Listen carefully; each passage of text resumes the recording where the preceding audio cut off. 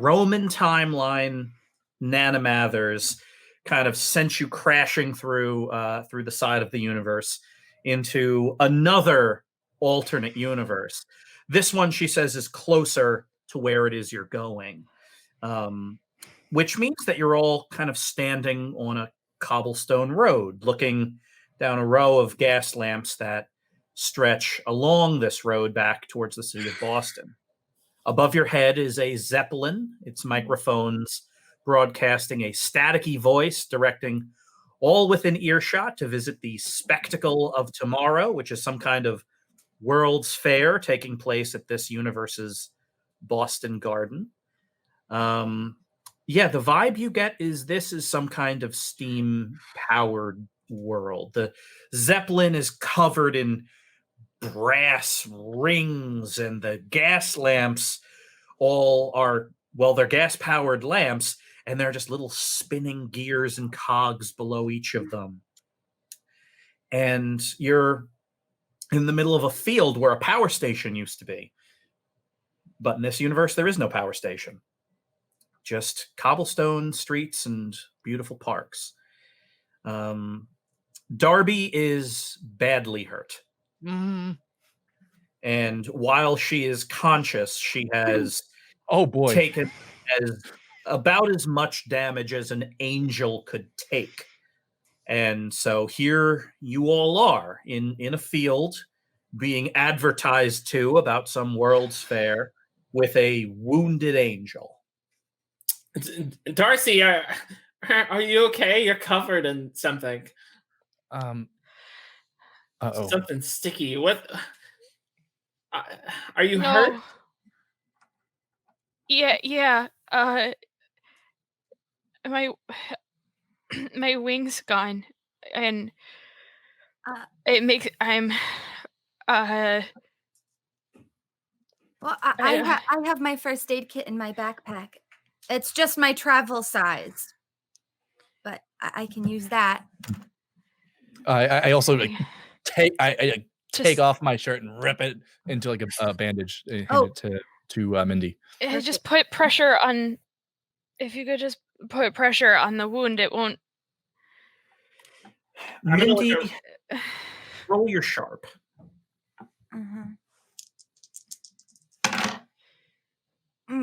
That's a tough one. That's going to be a 5 total. Okay. That means the news is pretty bad. The issue here, and you kind of forget this sometimes because Darby's your friend and you see her every day and you play Blaseball together. But Darby's also an angel. And just the biology is different. In point of fact, you don't think she can stop bleeding. There's just like the damage done to her angelic frame is such that kind of the best medicine you can give her is comfort. Like you're looking in your first aid kit and there's gauze and antibacterial powder and all that stuff, and it's nothing seems like it's equal to the task. Mindy, can you just tell me some happy memories? Some happy memory. Of course. Well, it'll help me stay. One happy memory is right now because I found the perfect thing in my travel-sized first aid kit to put on your wound. And another happy memory is when we went to Salamander Scoot's birthday party. Remember how good the pizza was? Yeah. And you're almost healed. I'm almost done. I have a memory. Remember that time I was up at bat and I hit a home run, but also my pants fell down and I ran the bases with the pants around my ankle. We still lost that game though. It doesn't matter. Do you remember that time that we had a big birthday party? It was just us and Coach and all of our teammates, and we all threw the Blaseball back and forth, and then you ended up throwing it so far that we never found it. Yeah. It probably got swallowed up. Yeah. All of you are Earth. keeping a brave face on this, but Darby's going pale. I have a question. Yeah. Is in this universe, is there a Blittle League office of tactical intervention and bake at home pizza kit sales? There is. I have a tattoo that gives me access to that. What? I'm sorry. You have a What? tattoo, Zlobs? Yeah, I got a tattoo. I take off like the rest of like my jersey, which is the only thing I didn't rip off. See, look at it. It's a pizza kit and like gears. I'm never surprised by him anymore, Mathers. Yeah, that's the thing. Zlobs has access to a lot of information that a 10-year-old Blittle Leaguer doesn't normally have. In point of fact, you think he's technically like special ops. But yeah, the fact of the matter is you do indeed have a tattoo that would grant you access to one of the Blittle League field offices that has given you, a lot of the kind of equipment and knowledge and know-how that you have. So the big question is, in your world, how would you get in touch with them? Oh, I would I usually text my mom, who's a COO of the company, and then she just passes me through to someone. She just doesn't talk to me that much. But then there's an agent called Renard, who usually takes everything that I need and hooks me up. So the issue here is that there are no phones. I want you, Zlobs, actually to go ahead and roll. Let's say read a bad situation. 2d6 plus sharp. That's a 6. Okay, so that's a failure. Mm-hmm. Yeah. So you're trying not to let the panic set in, because essentially you're all on like kind of an empty road here, trying to think, okay, no problem. There's help around the corner. I just got to get in touch with Renard. But how do I do that? And so you're trying to think and visualize. And the best you could come up with is you need to start walking towards town. That's really the only thing you can kind of figure out, because you're not able to extrapolate how any of this works.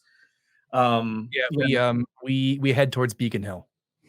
Yeah, you head towards Beacon Hill, which is in this universe very appropriately named, because Beacon Hill has on it a 200-foot tall lighted beacon. It looks like an enormous lighthouse with scaffolding extending off of it. This is the big Zeppelin port of Boston.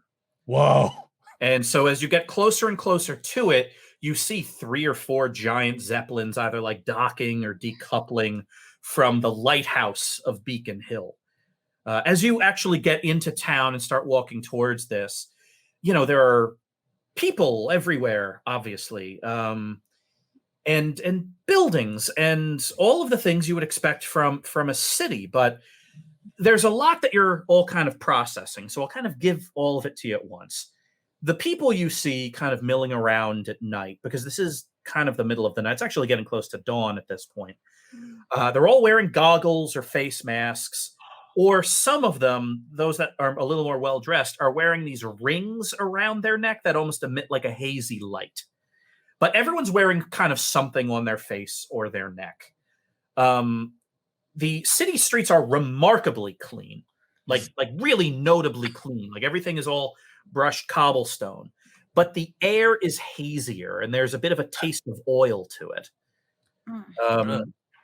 The vehicles around here are very interesting. Some of them are even whimsical. Some are horse-drawn carriages, but the horses are mechanical. One you see looks like a surfboard with a big sail attached, and there's a large pulley-driven fan blowing it from behind. So you see all these weird things. It's like everybody in town came up with a slightly different way to get around and dress themselves in the morning. And so it's this super unique place. And the buildings are also interesting. because a lot of them look very familiar, kind of the beautiful old brick buildings of downtown Boston. But there are pneumatic tubes that kind of shoot through the sides of them. And every so often you see something small shoot through the tube. Looks like like a pill, like a really big Tylenol pill, just zipping through a tube into a building. They kind of lattice work across the sky into all the various brick buildings as you start getting closer and closer to Beacon Hill. That's how I'll get in contact with them. I'll put myself in one of those pneumatic tubes. Wait, What? Zlobs, hold on. I like this idea, Zlobs. Look what you do. There are a couple, most of the tubes, probably 90% of the pneumatic tube, these brass and glass pneumatic tubes you see, are meant for parcels. But there's one you see actually coming and going from the Beacon Hill lighthouse, the enormous lighthouse, that looks like a cargo tube. It's wider than a manhole cover, and you all kind of follow that in, and you walk into the Beacon Hill lighthouse, and it is simultaneously from the future and the past in here. The floors are all polished marble. There are these giant gas lanterns hanging. There is a giant kind of flipboard schedule sign, but the letters are the size of books, and it just hangs suspended in the middle of all this empty space. You look up, and there's this enormous spiral ramp that goes 200 feet into the air, and you see boatloads of people going up and down, carrying luggage, moving parcels.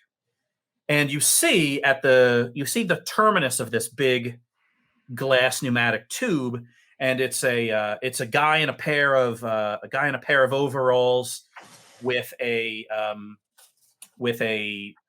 robotic squirrel on his shoulder, and the robotic squirrel is taking diligent notes. Darcy, I promise you're not hallucinating any of this. Is this real? Yeah, it's super real and super weird. Oh, I love this place so much. Oh, this is so much fun. Please stop jumping on that, Zlobs. It's not break. Oh, it broke. Yeah. Are people noticing that we are carrying a sick child around? Yeah. And that we are also children.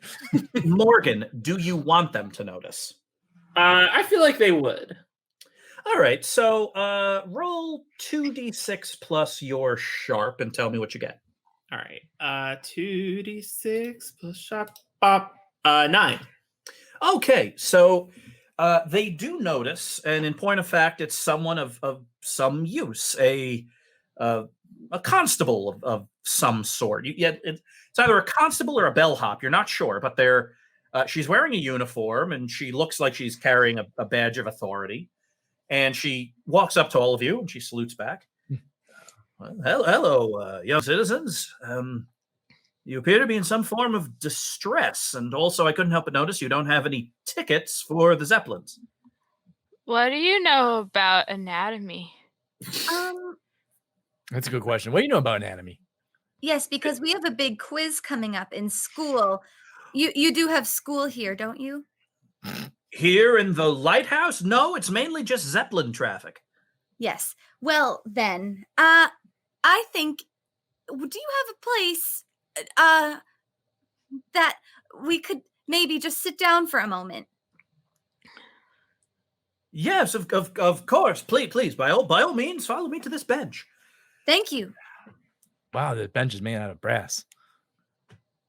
Yes. What else would you make a bench out of? I'm sorry. Yeah, we're just not from here. We're from we're from Maine. Maine. Maine. One day I'll make it up there. The Zeppelins don't run that way every day. Not too many people live in Maine, you know. No, that's true. That's true across the board. Zlobs, maybe this fine Constable Songbird, that's me. Constable Songbird could help you quickly get to the place where you need to go Well, we Oh, we yeah, put yeah, us on yeah. the bench. Oh, it's so smart. Hi, my name is Zlobs, and I'm looking for the local office, Blittle League office of tactical interventions and bake-at-home pizza kit sales. Oh, you're Little Leaguers. Well, that would explain the uniforms. Yeah. Oh, we should live with that. Always forget about that. Well, sure. You need to get in touch with them or get there. Ideally, you get there, please. All right. Well, follow me, everyone. Okay. And you are led to essentially the cargo pneumatic tube. And the the person there, Constable Songbird, kind of reads them into what's going on, and Constable Songbird says, "All right, well, he can help you here. The sense I get is this is some kind of emergency, so they can put you into an emergency parcel and send you along in the tubes if that's what you want." Yes. Us in the tubes? Yes, if it's an emergency, you can go in the tubes. As a constable, I am authorized to declare this an emergency. It's an emergency. And the tubes go fast? No. Let's get you into those tubes. Yeah. What is it, Darcy? I'm an emergency.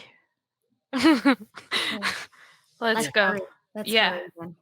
So you end up talking to this kind of tube technician who essentially hands you all a gigantic book, this huge locked book with brass clasps on it.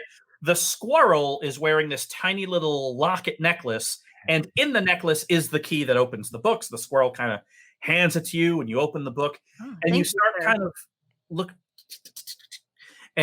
looking through the book until you find the Blittle League Office of Tactical Interventions and Bake-at-Home Pizza Sales.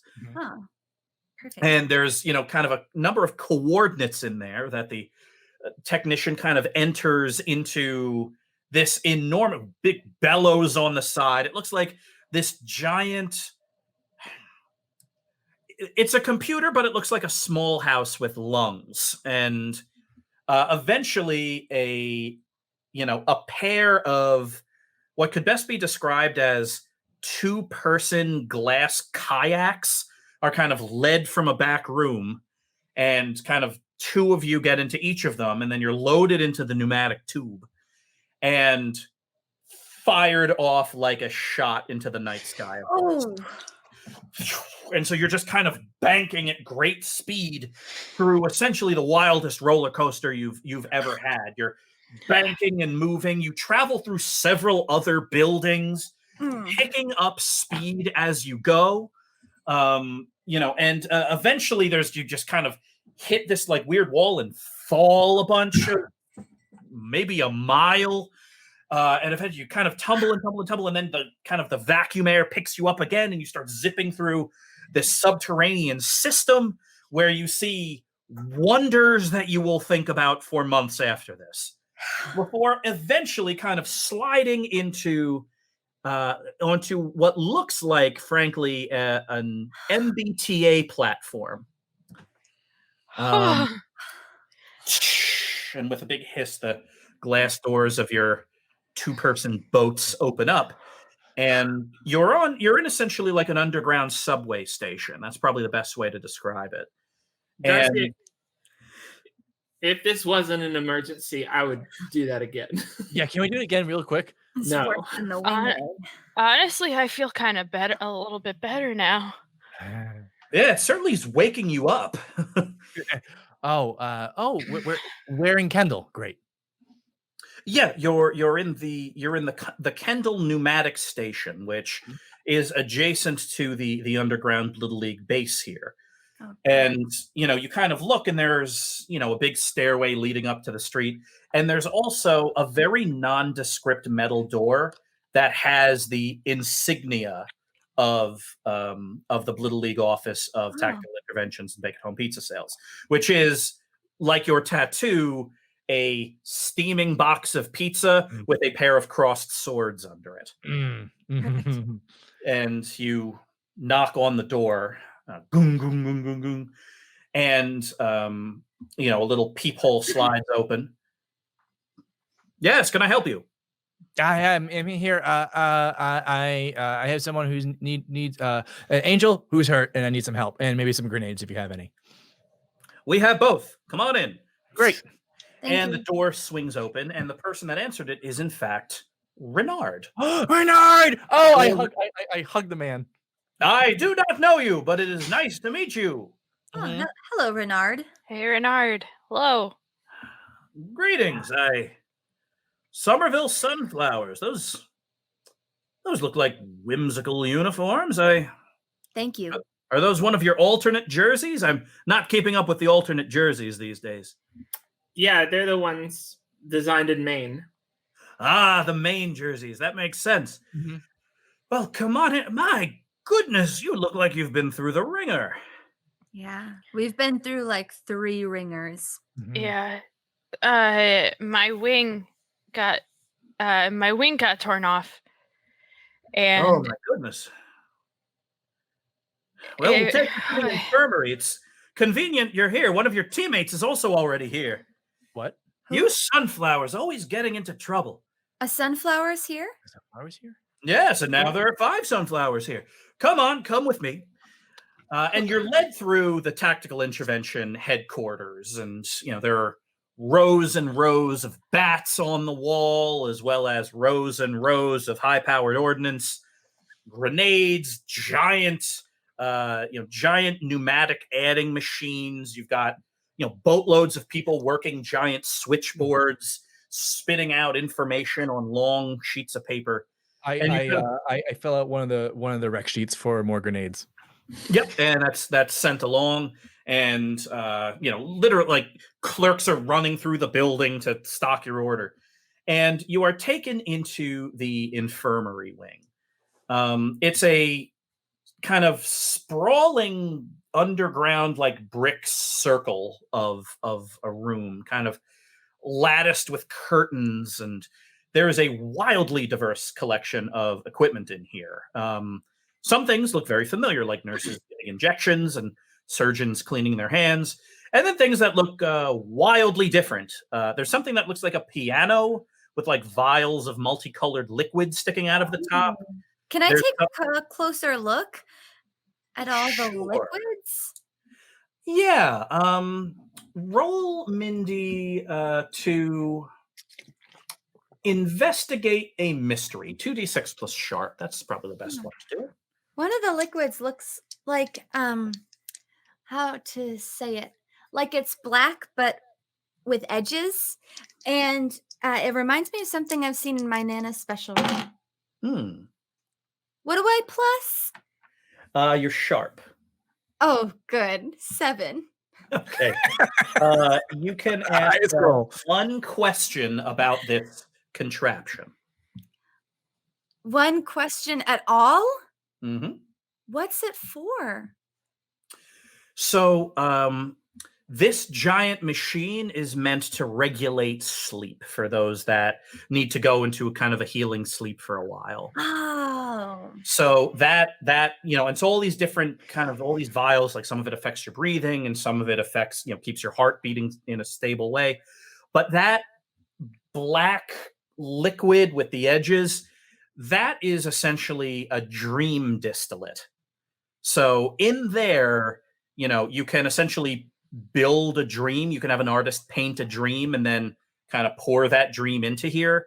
So whoever is going to get hooked up to that thing is going to have a very specific kind of dream. Wow. And yeah, that does look like something that Nana Mathers has probably come up with. Huh. Yeah, and so ultimately you're led to kind of an open bed next to another Blittle Leaguer. Renard says, well, there's her.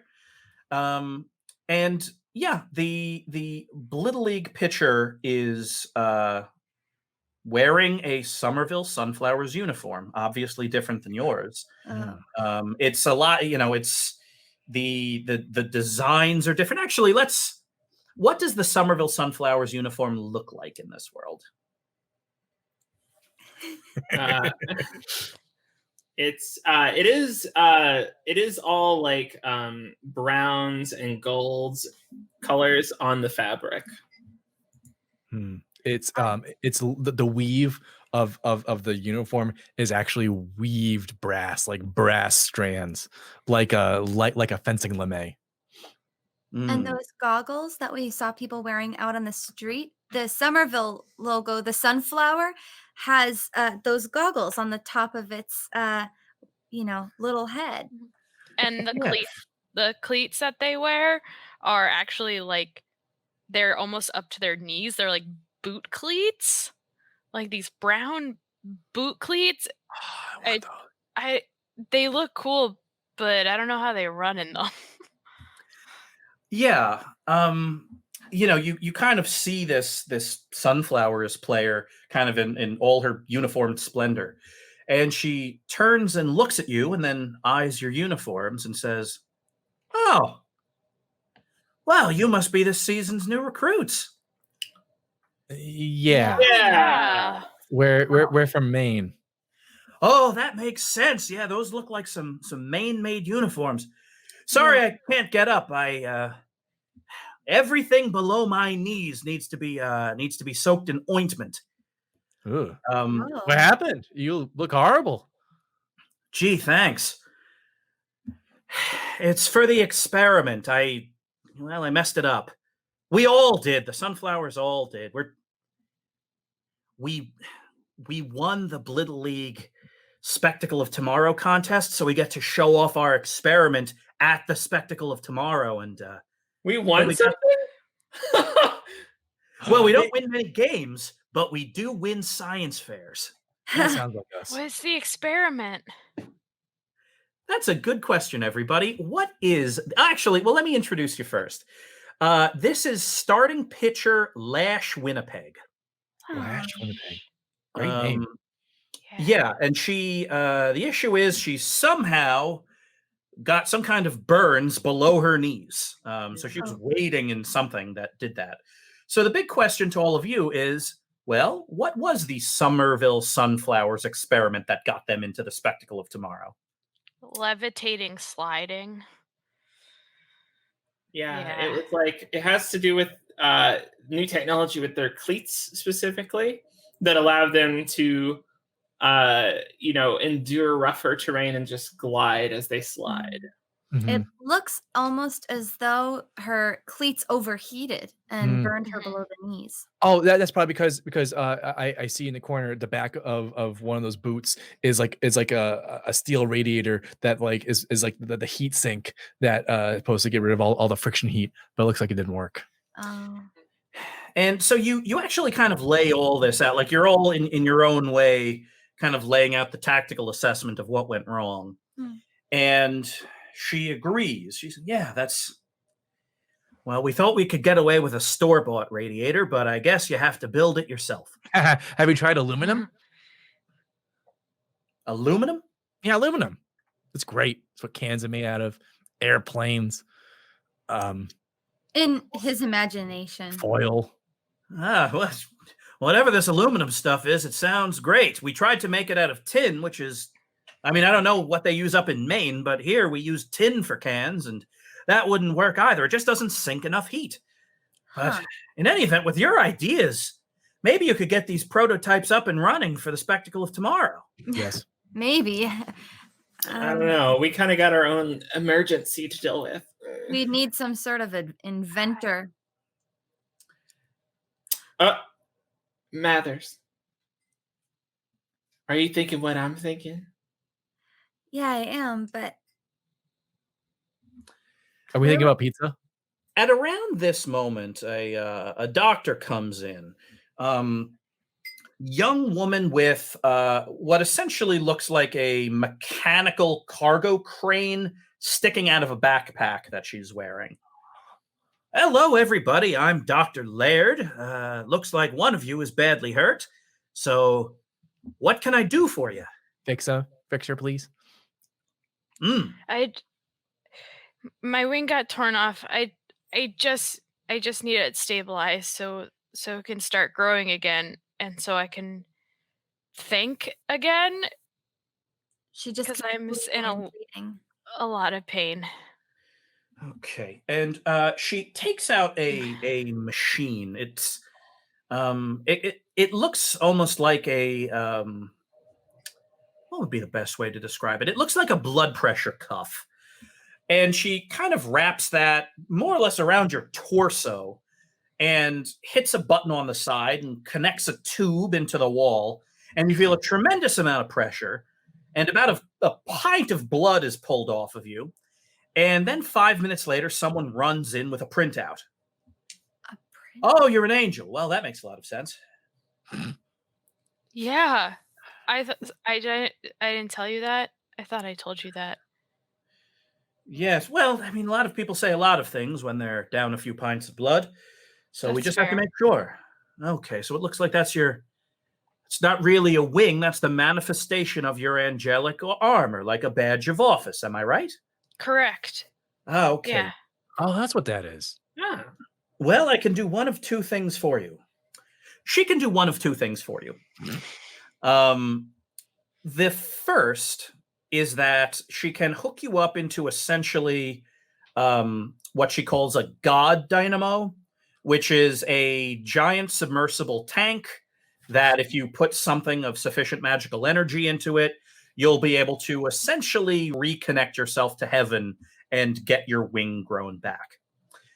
But it needs kind of a big magical charge, like something of value needs to be put in there. The other alternative is that she can give you a pair of actual collapsible steam-driven wings, Oh, which means that you'll be able to fly. The problem, though, is that it would change your it would change your stats a little bit. Essentially, you let me just open up your sheet and make sure here. It will decrease your cool by 1. well, hold on. That's really cool. That's really cool. It is. It'll decrease your cool by 1, increase your weird by 1, and give you a new ability, flight. Would I lose my wingway? You will have to actually, you'll have a -1 towards any rolls towards the wingway. Okay. And the god dynamo, that would. So there need to be something magical with me, and it would take time. You'd spend a couple of hours in there, and then kind of your wing would start to grow back. Oh. Oh. I kind of want those wings.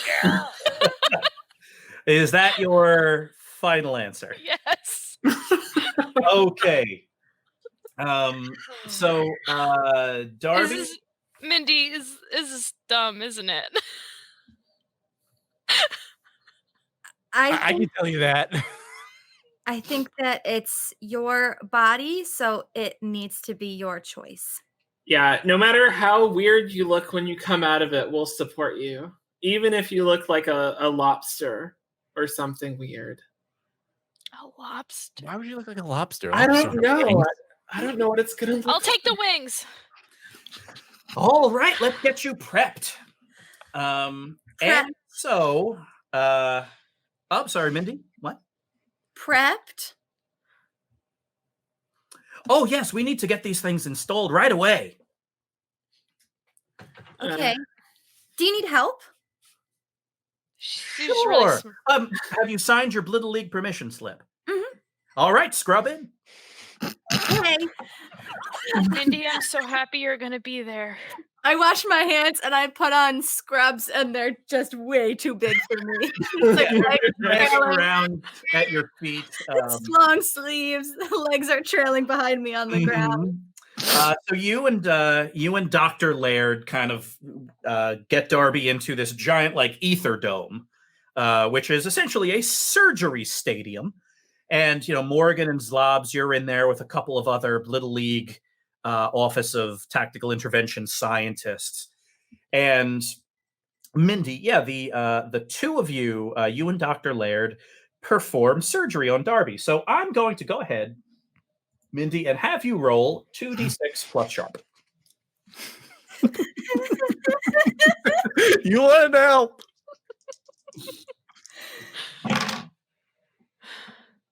Okay, 8. All right, partial success. So you have a choice, Mindy. Yeah. The good news is that Darby is going to actually get a slightly better outcome. So you can choose what it is. Her stats can stay the same, so no up and down. Her stats can stay exactly the same, or she doesn't get that wingway penalty. I'm going to agree with Zlobs that now that I'm seeing the wings, they do look very cool.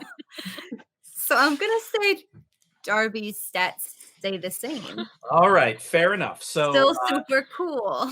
Incredibly cool. So Darby, you get essentially you're going to get a -1 on all wingway rolls going forward, but you now have a new ability, and it is called flight, which means you can fly for as long as you want without having to roll anything. Can we fly to Nana?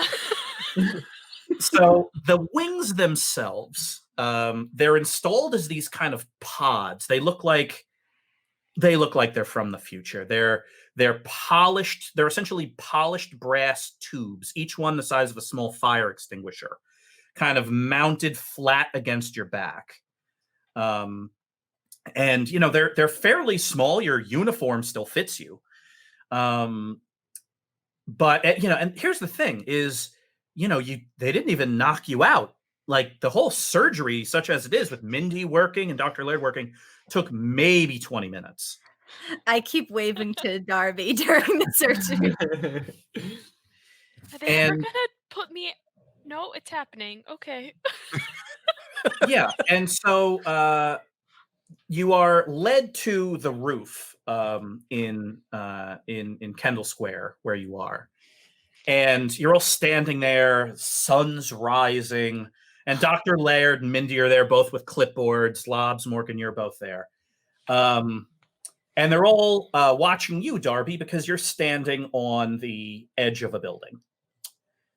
I stole some goggles, too, on the way up. Of course you did. All right, Darby. Try them out. I squeeze my shoulder blades back to engage them. And firing out from Darby's shoulders are a pair of enormous brass wings with bladed edges. The absolute outer wings are etched with this awesome kind of braided pattern. And the very back of the wings have Darby's Blittle League number on them. Oh. Nervous system connectivity. Check. Right, Doctor? And Darby, you take off into the morning sky. This is amazing! Flight efficacy. Check. Right, Doctor? Check.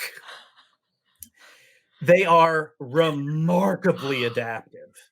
You are banking and moving, and you accidentally kind of bang into a building slightly on a turn that you overestimate. But you end up like arcing up through. There's, believe it or not, a bit of a traffic jam over Kendall Square with a bunch of Da Vinci-style flying machines all waiting at a floating stoplight that's being suspended by a little balloon. So you kind of weave through traffic and then duck under it and arc over and land on the roof. And the wings, like a beautiful brass accordion, kind of fold back into back into your back. Did that look as cool as it Positive. felt? Check turbulent resistant. Morgan, Check. Morgan. Yeah, it's Zlobs. Can you take this bat and smash it against my shoulder blades because I want some of those? No. Hey, Morgan. Yeah. Can you throw one of your Blazeballs out and then I'm gonna fly and catch it? Yeah. All right, Darcy. Here comes the Blaseball. Okay. In 3, 2, 1. Yeah. And you take off after it. It's a nice high pop, and so you arc into the morning sky and catch it, and then turn and get into a steep dive, wings spiraling, and superhero land right back on the roof. And Blaseball ability. Check. That's the last one. That's everything. Success. This timeline's so cool. Well, I suppose my work here is done. I have plenty of paperwork to fill out. I'll bring you, Renard Doctor. up here to do one last check on you. And so, Thanks, Doc. Doctor. Oh, of course, my pleasure. So Dr. Laird leaves. Renard comes up, along with actually Lash Winnipeg, who has switched out of her Blittle League armored boots and is now wearing like a skirt so that her heavily bandaged legs could breathe. Well, so you all going to help at the Spectacle of Science, Spectacle of Tomorrow, or not? Yeah. Yeah, of course. All right. Yeah. Who's judging the Spectacle of Tomorrow? Oh, I think one of the umpires. Well, probably a tribunal of umpires. That's Uh, intimidating. Awesome. Okay. We can do it. Okay. Oh, this is going to be great. Awesome. Lash is kind of going through her books. Oh, yeah, it's definitely umpires. Oh, this will be exciting. I've always wanted to impress an umpire, especially because we keep losing in front of them on the field. Yeah. So yeah, you all head down to the first floor and walk back out into Boston. Renard sends you off on your way. Is there anything you want to ask him for before you go? Hey, Renard. Yes, Zlobs. I always thought of you like a father figure to me. But it doesn't make sense right now. So just say, do you have intelligence on who the umpires are? They on the names of them? This is very important. Sure. Hold on. Is Sunman on there? Sunman? Mm-hmm. We have, let's see, umpire Sunman, umpire Singh, and then the chief umpire as well. Can I whisper into Zlobs' head? Sure. Is he the one that's after you? Yeah. I faint. Oh, Zlobs. Zlobs. Oh. Yeah. Umpire Sunman, the person that Zlobs knows, has it out for him. Mm. So the Boston Garden in this universe is much like the Boston Garden of yours. This beautiful, expansive brick-lined field with beautiful flowers. Only directly above it is this enormous stained glass lattice work that casts beautiful shadows in all various colors. And the colors of the flowers below and through the stained glass above makes this place just like an absolute kaleidoscope of wow. steampunk beauty. On the field itself is where all of the kind of displays and showcases are. There's a describe some of the most impressive things you see as you kind of walk through it.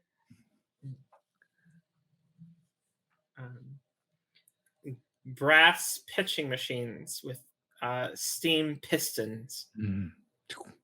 Wow. As if they were like fountains, but instead it's Blaseballs. Mm-hmm. Whoa. There's a machine that you put a cup underneath it and you pull a lever and soft serve ice cream comes out and you can mix the two flavors into one swirl. The amount of technology and logistics necessary to generate that takes up the entire outfield. There are 4 horse-drawn portable steam generators, all connected to this absolutely enormous adding machine that is managed by 7 or 8 people. On top of that, there are people. There's like this giant coal furnace with this incredibly burly pair of. They look like siblings. They're all covered in soot. They're just like shoveling coal into a machine. And there's the, like the ice cream itself, it needs to be kept cold, so it needs to stay far away from the furnace. So the ice cream, you can see it goes through clear tubing and it comes from all the way across the field. So when you pull it down, you see your ice cream coming. You have to wait for it for like. And you have to wait as you're waiting. Morgan, it's you that order. Like they essentially said, "Oh, vanilla or chocolate." Morgan, you said mix. And the person that took your order, just like a bead of sweat formed on her head. Yes, I'll be right back. I feel so bad. The end result is you get this pretty good soft serve ice cream. Pretty good. I'm gonna tell you, this is the best thing I've ever had, and then kind of give a sweat smile to everyone. It's great. Fine. Morgan doesn't think that. The Why? people on the adding machine cheer like they just put a man on the moon. We did it, everybody! Oh, I get it, Morgan. It was alive for the ice cream people. Will you stop talking out loud? Sorry. Yeah, we think you are me. And then there's and there are a couple other things here that are pretty interesting too. There's a prototype suit of umpires' combat armor. Now, the umpires of your world wear this, like they almost look like these big diving suits. They're just heavily armored, pneumatic suits. Some of them have like Gatling guns built in. This one looks like, it could best be described as, like an iron lung with wheels. It's just this huge cylinder with wheels and, a number of kind of weapons sticking out of the side. And it's just and there's like kind of this fishbowl on top of it. As we're standing here looking at it, can I take a peek into Zlob's mind for a picture of Sunman? Sure. You kind of close your eyes and open up your mind. And yeah, Mindy, describe umpire Sunman. He said, intimidating in a word. Large. Empty eyes. I take the picture and I'll put it in Darby and Morgan's heads as well, just so we all know. Mm-hmm. And I'll just say, Did you feel a humming in their mind? Yeah, I heard. Yeah. sorry, that's me. Just Why are is we there- all? Oh, Big Are we all scary. seeing- Who is that? And the memory you sent, it's me running away from this person. That's Sunman. Everybody, just keep an eye out. Do you know that person, Zlobs? Wait a second, Mindy. Remember earlier when you said, right? I feel like you asked me if this person was out to kill me. How do you know that? How do you know this? How do you know how to access this person in my brain? Zlobs. I can't remember. I think, did you maybe tell me once? Oh yeah, probably. And so you all set up at the Somerville Sunflowers booth, which, you all worked together with the rest of the Sunflowers, Winnipeg, and all the other Sunflowers. They are, Zlobs. Did we also get like the steampunk versions of our outfits, of our playing jerseys? Oh, you do. This universe's Coach Martinez looks you all up and down and says, "Oh, I see. Those must be some Maine uniforms. We'll get you the real thing. I don't have you all on the sign-up sheet, but paperwork's slow these days. Can't trust those tubes. Well, if we do well here, we're going to have extra pizza at practice on Monday." And so, Officer Martinez, Officer. I'm sorry, Coach Martinez has this giant glass, this giant kind of glass helmet thing over half of her head, and has this like giant kind of hand adding machine, and she's taking down all these various figures about you all and asking you questions that you're all able to kind of maneuver your way through very smoothly. And so really the big question is, do these new experimental levitating sliding cleats actually work? So I need one of you, whichever one of you is feeling lucky, to roll 2d6. No modifiers, just a 2d6. I got it. 9. Oh. Yeah. So, Morgan, you're, the issue here that you've kind of realized is there's a remarkable lack of magic in this world. And you kind of, the thing you do to actually make these things work is you kind of embed a protection spell into the boots so that they don't overheat. And, you say you're replacing the radiator and all of that stuff, but in actuality, you're essentially turning them into a magical artifact. And you end up kind of putting them together and, they power them on and the little pistons within them start firing and they start getting warm to the touch. And at around that moment, the 3 umpires come by. Umpire Singh, Umpire Sunman, and the chief umpire, who looks resplendent in the kind of the gold umpire's mask of office. And it is, Umpire Sunman that walks forward and looks. He looks at all of you. I'm going to run up and shake his hand, or shake their hand. Hello there. Sunflowers, is it? You must be the Blittle League winners of the Spectacle of Tomorrow contest. That's right. Hi, nice to meet you. I'm Morgan, and this is Plobs, and this is Mathers, and this is O'Darcy. Zlobs. Nope, Plobs. Plobs. Plobs. What? Plobs. That's an interesting name for a Blittle Leaguer. Yeah, it's spelled PFLOBS. Blobs. A lot of silent consonants. Let that be a lesson. Silence is sometimes very valuable. He's a strong silent type. That's right. Can I just pop a message into Sunman's head that says, "Whoa, I'm seeing all these kids for the first time"? Sure. That's going to be manipulate someone. I mean, that's also true. It is. 2d6 plus charm, Mindy. Charm? Oh, no. I kind of thought it might be weird. 4. It's a 4. Total. Okay. After my -1 charm.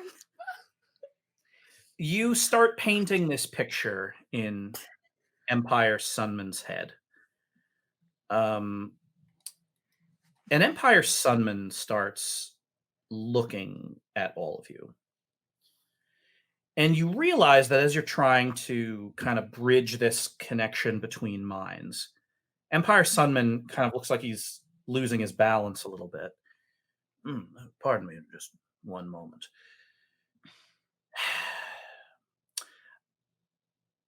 And then you realize it is, in point of fact, Umpire Sunman, Mindy, that is in your head. Oh. He and Umpire Singh are wearing these kind of umpire's helmets, and his kind of starts beeping. There's like this big kind of yellow light that starts banging on the side. And so he kind of twists a lever on the other side. And the second he does, you realize that he has engaged some kind of defensive mechanism. And now he's just reading your mind. No. I I scream and run out of the room. Yeah, you start sprinting because you're in the middle of a stadium. So you start just kind of sprinting away to try to get out of range of this. Umpire Sunman and the chief umpire both just kind of look at you, Mindy, as you sprint off. And then Umpire Sunman turns to Zlobs.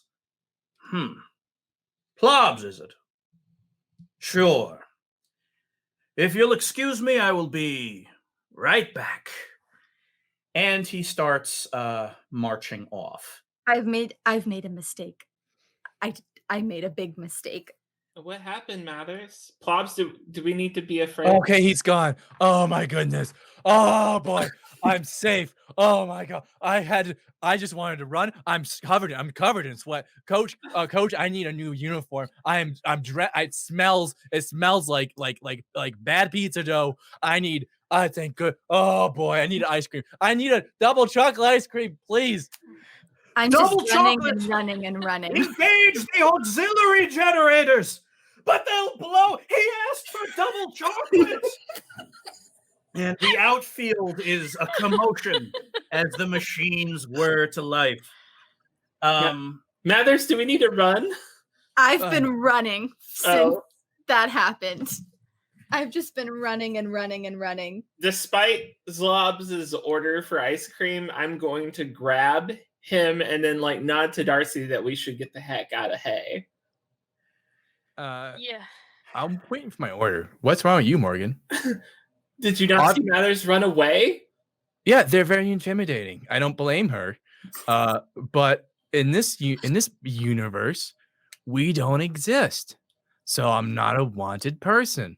The chief umpire heads after Mindy, and Umpire Singh just kind of looks at all of you and says, well, I suppose if the other umpires are indisposed, I certainly would like a demonstration of your experiment. Yeah, it's really cool.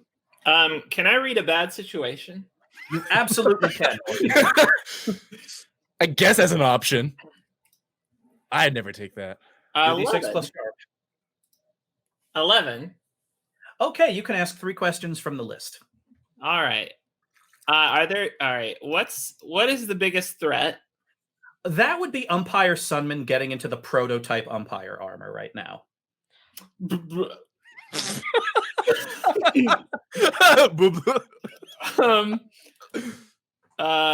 What's the best way out?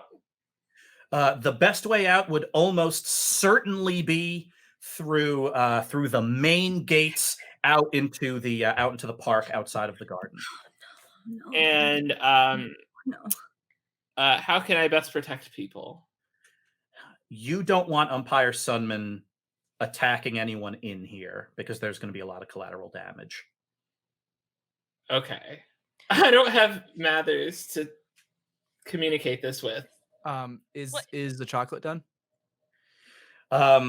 They are pouring like emergency coolant into this giant swirling dynamo. And they appear to have tapped into some gas lines to activate some emergency boilers.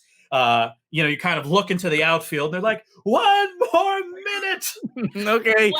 while this is happening, I engage my wings and decide to go fly after Sunman.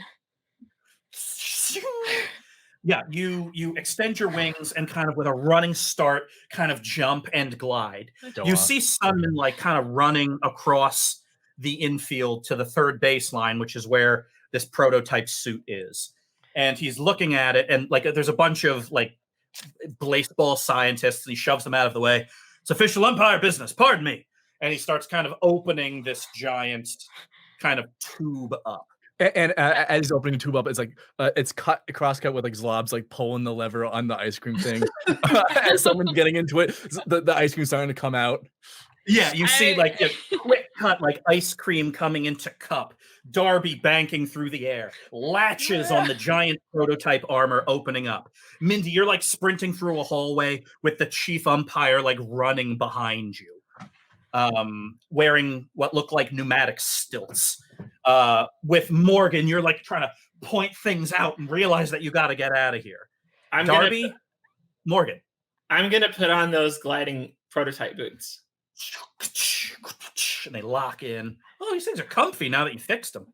And I'm going to head towards Sunman.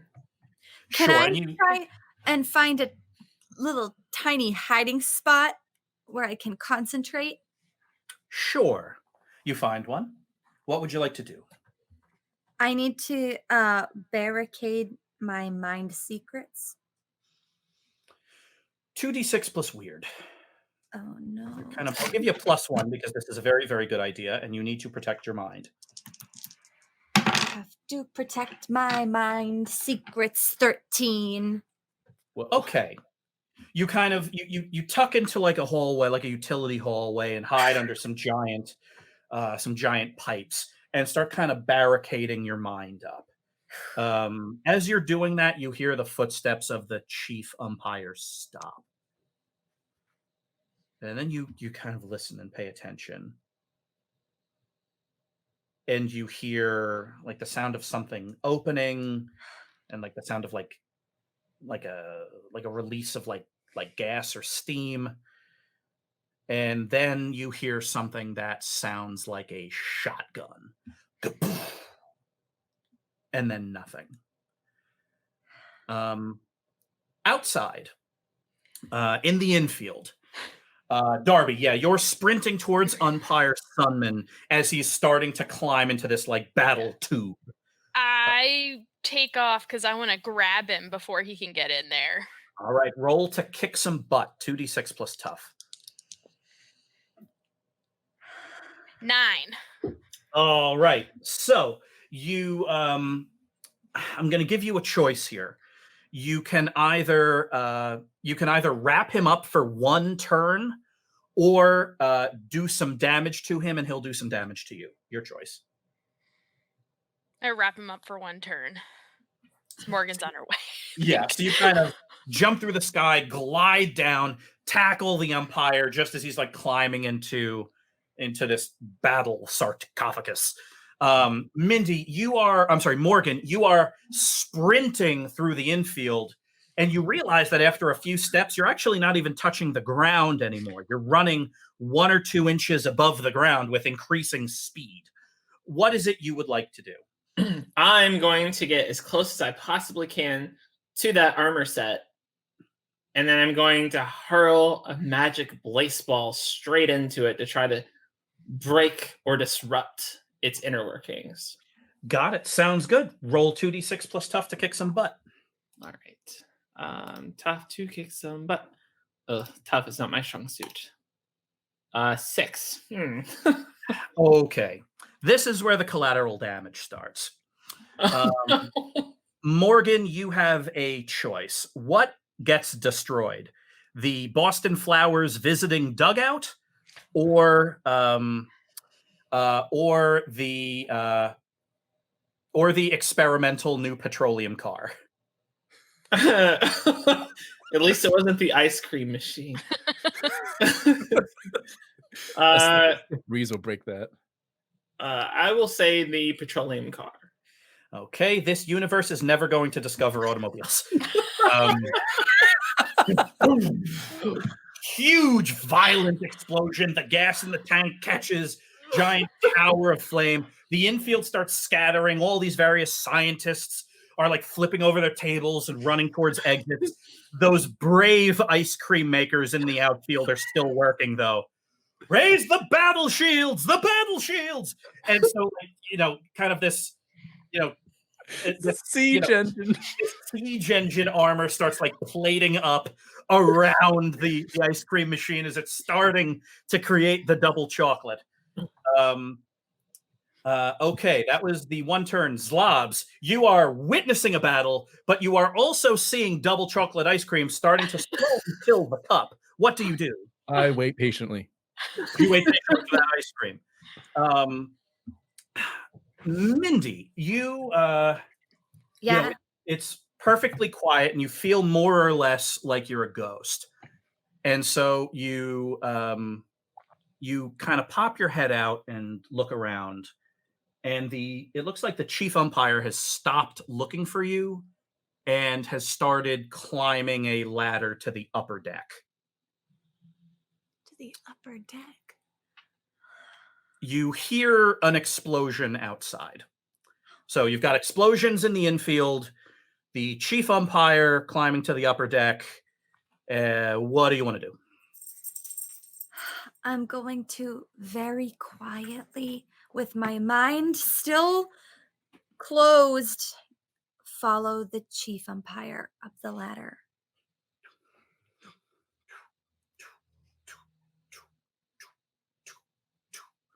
And you kind of pop out onto the upper deck, and you see the chief umpire there on these kind of pneumatic stilts, staring up at the sky. A very small silver-clad zeppelin is starting to move over the Boston Garden. Darby, your turn. Eventually, umpire Sunman kind of shoves you off and starts kind of climbing into the suit. What do you do?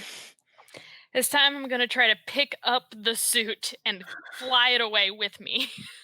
Awesome. So that's going to be 2d6 plus tough. This thing is heavy, but ideally you can lift it. 8. All right. So the consequence is this. You kind of unfurl your wings and pick up this giant tomb thing and start flying it upwards towards the upper deck.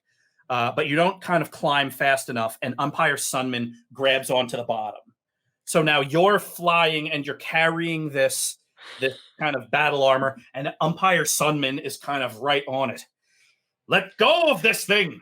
I need it! I now have divine purpose! You think you're divine? Oh, no. Wait. No. Darby. Yes, fly fly them over to me as fast as you can. Okay. And as she's coming over with someone grabbing on, I lower my shades. I take out the black ash bat. And I go up the bat. Okay. 2d6 plus tough. Kick some butt against umpire Sunman. Oh boy, that's a 4. But it's the black ash bat, baby. Oh no. You take out the black ash bat and you kind of line up with it. Umpire Sunman, as you know, you're Darby, you're kind of banking over and like bringing him down, almost like a soft toss blaseball, kind of right into the middle of the strike zone. Umpire Sunman lets go of what he's holding on to and falls, and as he does, he kind of hits a button in the middle of his umpire's protective chest plate, and this kind of wall of vibration kind of forms. He lands. Zlobs, you swing, strike him in the chest, and the black ash bat shatters. Assaulting an umpire. My sentence is death. Do you want some ice cream? Yeah, at this moment, one of the ice cream people is like running the double chocolate over to you. As you are being picked up by the head by Umpire Sunman. Uh-oh. Morgan,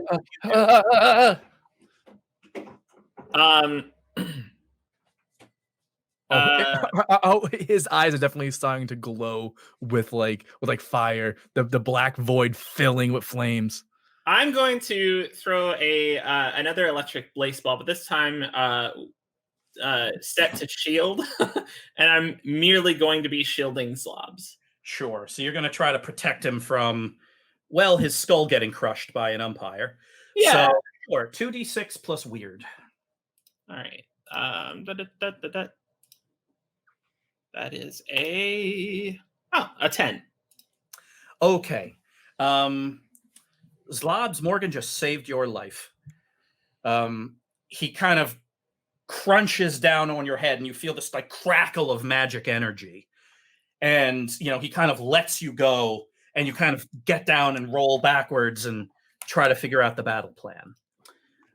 Darby, you end up kind of tossing this thing out of harm's way. And, you and, Morgan and Zlobs are all kind of lined up and figuring out what to do. All right. I need an escape plan.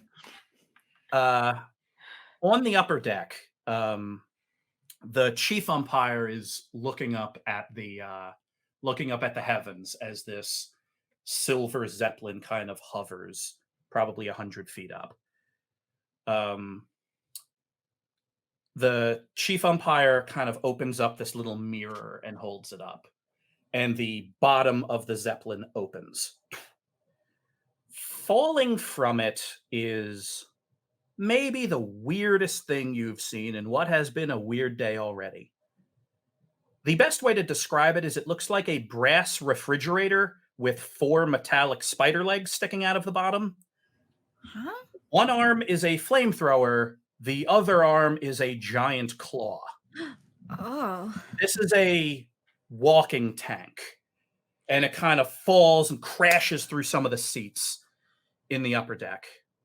The chief umpire kind of walks towards it, taps something on the back of their palm, and kind of the front of this thing opens up. Inside are 2 seats.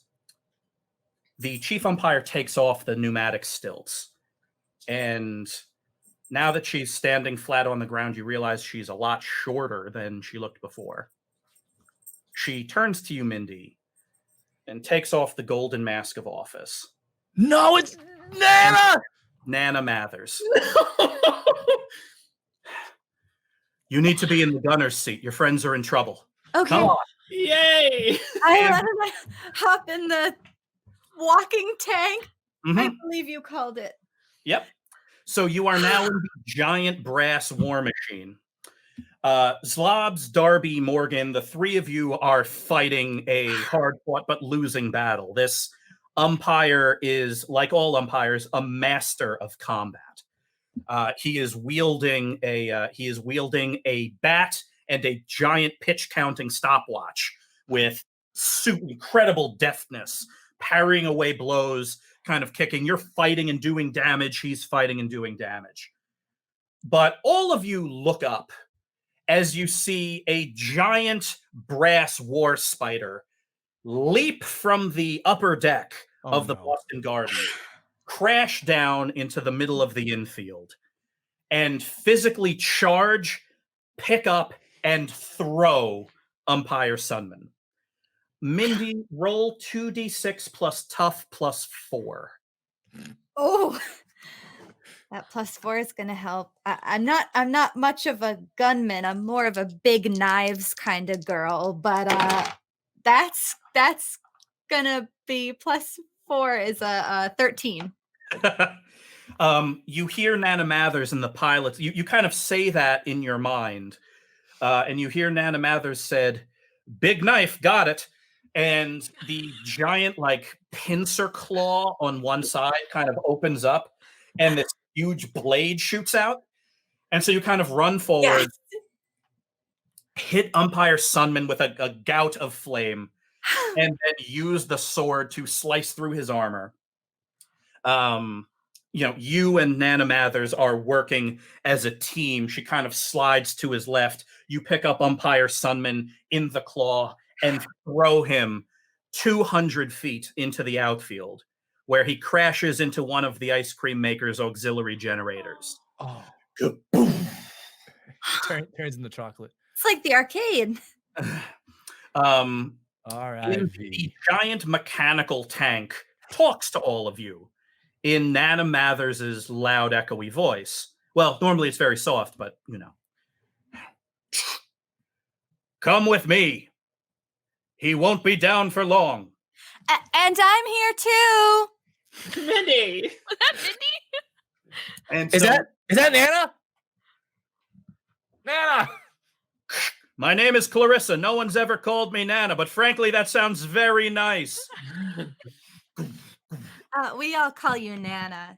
It's because I call you that, and then kind of everybody started calling you that, so that's why we call you that.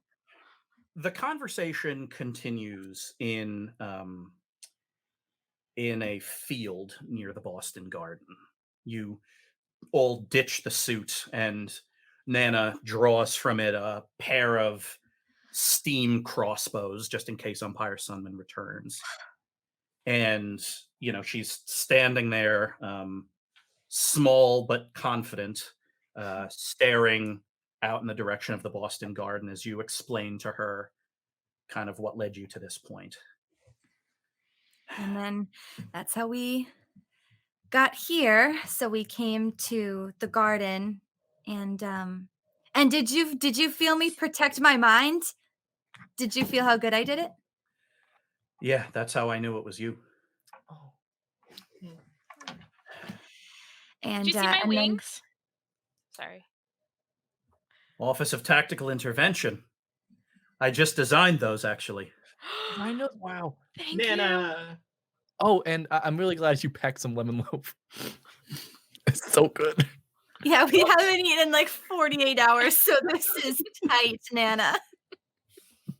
Walking around in a walking tank is hungry work, everybody. All right. Based on my calculations, I think I can get you close. Okay, you just have to trust me. Okay, we do. You all head to a location in Somerville. Actually, in point of fact, you're at the military base in your world, Longstock Field. The only difference is there is still Longstock Field here. That is where the Sunflowers play, but the military base is still active, and it looks like it's been converted to a Blittle League physics lab. All kinds of wild stuff in here, and you kind of go through the gates.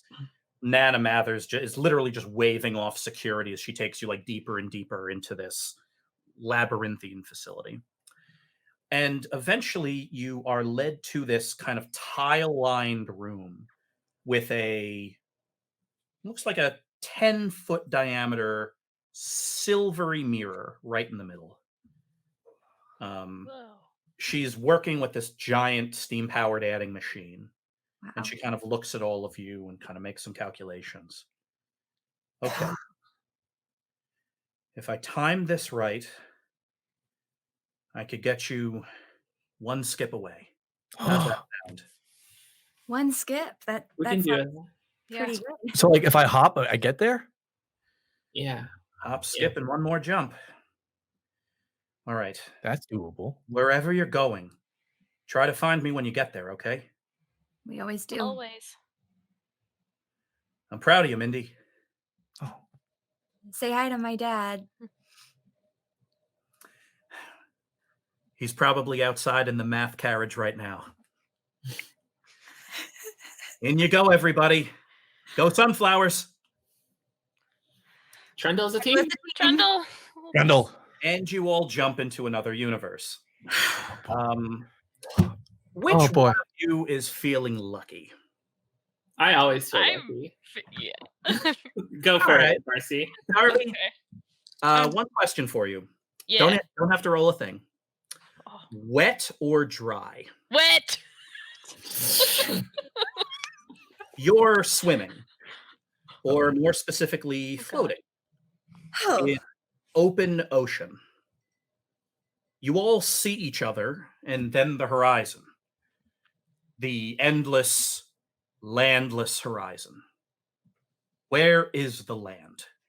You find each other, you're staying upright, you're floating, and you just start spinning. Darby, you're pretty sure you felt something brush past your feet. Oh, thank goodness.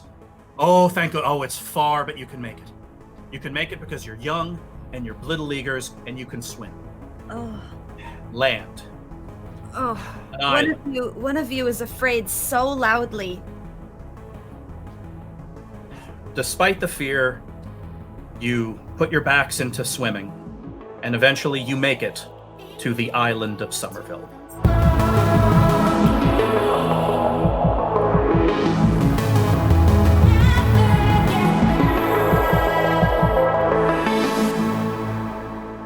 Umpire Singh is standing in the middle of a war zone that used to be the Boston Garden.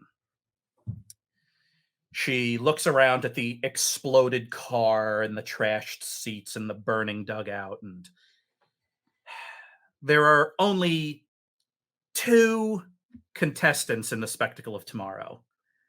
The Somerville Sunflowers and their levitating cleats, and the team from the Massachusetts Institute of Steam Tech and their soft serve ice cream machine. Missed. Umpire Singh says, well, regardless of anything that happened, you 2 are the last team standing. So, it is my duty and honor to award the prize for the spectacle of tomorrow to Mist. Better luck next game, Sunflowers.